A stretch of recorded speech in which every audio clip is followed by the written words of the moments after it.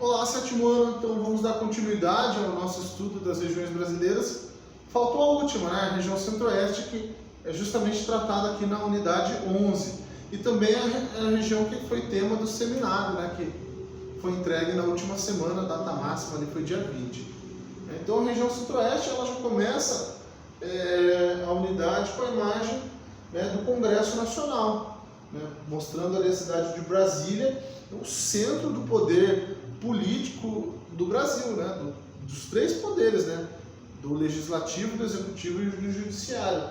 Aqui no caso a gente, né, com a sede do poder legislativo, né, o Congresso Nacional com a Câmara dos Deputados e o Senado, aqui os prédios onde estão os gabinetes, né, dos parlamentares. Aqui um parâmetro, né, aquele geralzão que a gente tem de cada uma das unidades federativas. Percebam que todas as outras regiões que a gente estudou, eu sempre falava dos estados. Aqui a gente tem que tratar do termo unidade federativa porque são 3 estados e o Distrito Federal, né, que é uma outra unidade, né, um outro compartimento ali sob o controle direto, né, do governo federal. Então a gente tem o Distrito Federal 3 milhões de habitantes, Goiás 6, né, Mato Grosso 3, Mato Grosso do Sul 2. Veja, Mato Grosso do Sul, apesar de bem maior, Mato Grosso do Sul bem maior que o Distrito Federal, tem menos habitantes, né? Principalmente por causa de Brasília, né? Brasília é sua grande população, né? Capital do país. O Mato Grosso é interessante, né? Olha o tamanho do Mato Grosso, sozinho, né? Sozinho ele é maior que boa parte dos países do mundo. É um estado gigantesco. Essa região também, né, a região onde a gente tem colonização recente, ela foi ocupada de forma efetiva no século XX, grandes vazios demográficos, né, a gente consegue observar ali pelo próprio Mato Grosso, né, uma densidade demográfica menos de 4 habitantes por quilômetro quadrado, né, uma região bem caracterizada pela produção agropecuária, forte nessa área. E vamos entrar então na questão de geografia física.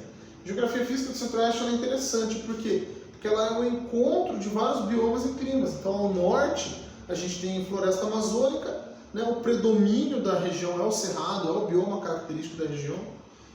Mas as regiões mais altas, a gente vai ter campos, encontro ali com a Mata Atlântica também.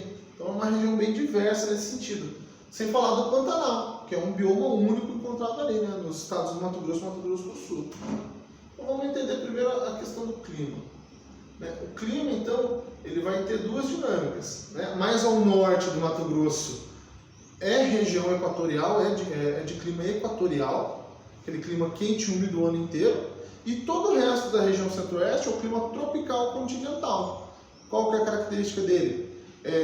Quente o ano inteiro, bem chuvoso no verão, bem seco no inverno, o que traz aquela característica de cerrado mais seco para a região. Aqui a gente tem uma paisagem, ó, na Chapada dos Veadeiros, regiões mais altas, nós temos campos abertos, literalmente campos, né, naturais ali no centro-oeste, nas regiões mais altas. Vamos ler o texto aqui da reportagem. Cuiabá registra 16 graus nesta sexta-feira, após queda brusca na temperatura.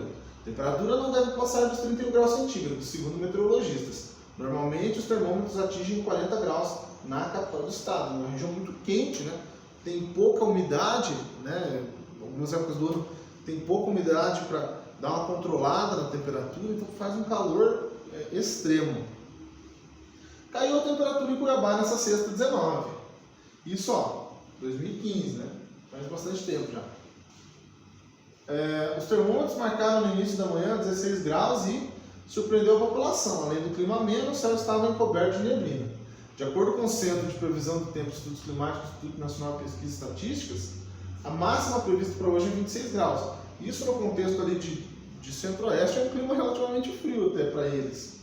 As chances de chover são poucas. A frente fria deve atingir principalmente as regiões nordeste e sul do estado do Mato Grosso. Pronto, aqui está explicando por quê. Uma frente fria, uma massa polar, né, que conseguiu atingir o centro-oeste. Por isso que está tão frio para eles. Frio, né? Para nós aqui está calor, hein?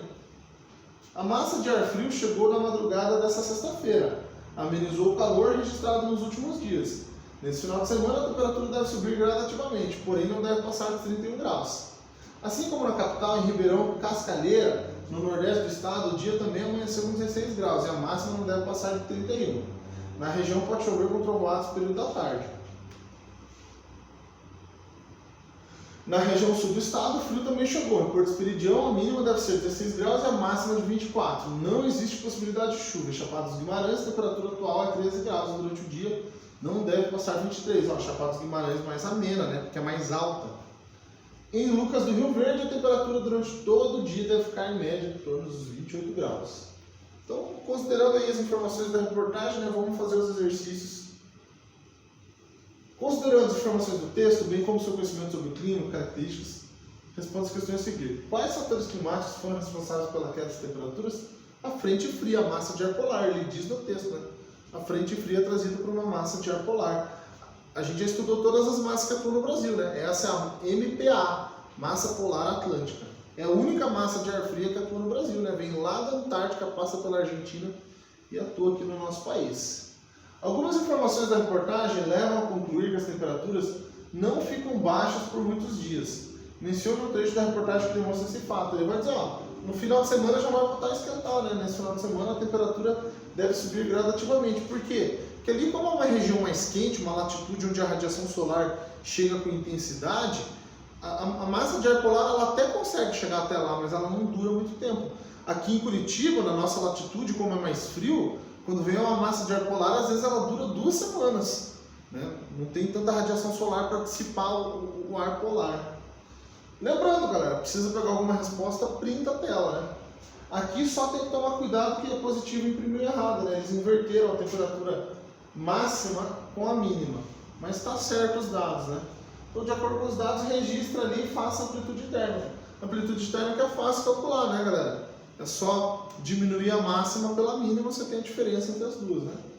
Cuiabá ficou então 15 graus de amplitude, Porto Esperidião 8, Chapada dos Guimarães 10.